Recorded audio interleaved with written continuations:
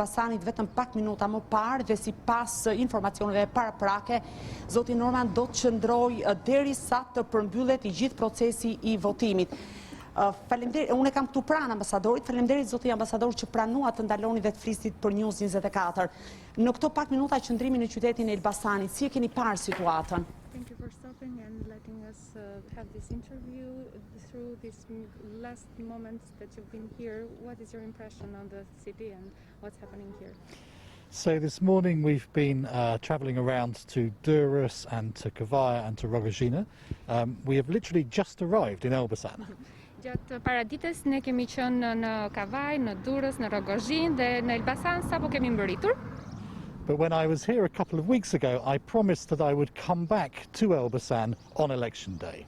Para disa javësh kur ishim këtu sërish në Elbasan, unë premtova që do të vija sërish këtu dhe ja ku jam. And the British Embassy has 8 teams across the country. Ambasada britanike ka 8 skuadra, të cilat janë në terren sot për të monitoruar. And we are supporting 600 local monitors. Dhe po mbështesim gjithashtu 600 monitorues lokal. And what we are doing is encouraging people to vote. It's an important thing about democracy is democracy only works if people take the opportunity to have their say. Dhe ajo çfarë po bëjmë është në të vërtetë të inkurajojmë njerëzit që të votojnë dhe t'ju japim një mesazh që demokracia arrihet nëpërmjet mundësisë për të votuar dhe për të dalë për të votuar. Zoti ambasador, përse pjesë më të madhe të kohës ju po e shpenzoni në qytetin e Elbasanit, sepse në bisedën e mëparshme më tha që do të qëndroni këtu derisa të përmbyllet i gjithë procesi i votimit. Mr. Ambassador, why are you spending most of your time? You all are spending most of your time here in Elbasan, and as you told me a little bit earlier, you spent your day and the closing time here in Elbasan too. So I think we all know that there have been concerns about how the process would go in Elbasan, and that's why I and others have chosen to be here today. Ne të gjitha dim që ka pasur problematika dhe kam merak në lidhje me se si do shkoj procesi këtu në Elbasan, dhe prandaj unë dhe kolegët e mi kemi qenë gjatë gjithë kohës shumë të angazhuar me Elbasanin. But it's not just Elbasan, there's other cities which are also of concern, but we are interested in what happens across all of Albania. Patjetër që nuk është vetëm Elbasani, ka edhe qytete të tjera të cilat njihen për problematikat e tyre, por gjithsesi ne jemi të interesuar për çdo gjë që ndodh për procesin zgjedhor kudo në Shqipëri. And it makes sense because we know there have been some issues in Elbasan and it's also a very beautiful city. Patjetër që është çështja e problematikave që ka pasur, por gjithashtu lidhet edhe me qytetin dhe bukurinë që ai ka.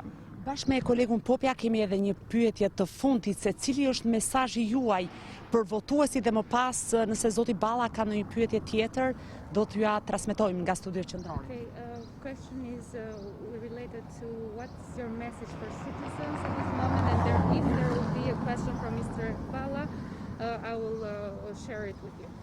My message is to citizens is to go out and vote. If you haven't voted yet today, you still have plenty of time, there's plenty of opportunities, so please go and vote. Mesazhi im është shumë i qartë, është për qytetarët që të dalin të votojnë, nëse nuk keni pasur mundësi të votoni akoma, ju lutem dilni dhe votoni sepse ka plot mundësira dhe zgjedhje për të votuar. Kam edhe një pyetje nga kolegu. Dhe në fakt inkurajimi juaj për qytetarët për dalë në votimet duket se po i jep për rezultatet, por se sa do të respektohen standardet e këtyre zgjedhjeve, cilat janë pritshmëritë tuaja? A turnout also related to your encouragement has been high until the moment, but what is your expectation about the standards of this election? Well, I think it's too soon to say what the standards of this election will be, but I think turnout is incredibly important because that is democracy.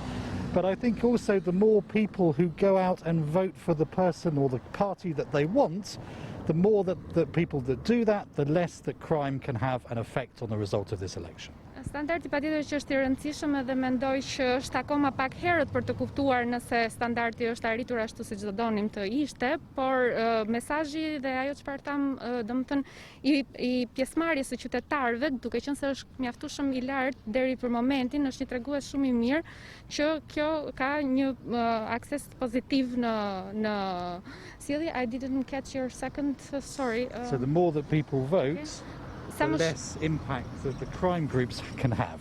Sa më shumë njerëzit dalin dhe votojnë, aq më pak impakt do të ketë normalisht në nga krimi i organizuar apo nga grupet kriminale që të influencojnë këtë rezultat. Sokol, nuk e di nëse ka ndonjë interes nga ana juaj për Besoj që i konsumuat Klodi të gjitha pyetjet bashkë me apelin e fundit të ambasadorit britanik, pra vot sa më e madhe, masive, është i ul mundësitë krimit ndikojnë të. Falenderoj ambasadorin nga ana jonë, faleminderit Klodiana. Ndërkohë, unë falenderoj Erd Muratin dhe Skënder Minxhozin.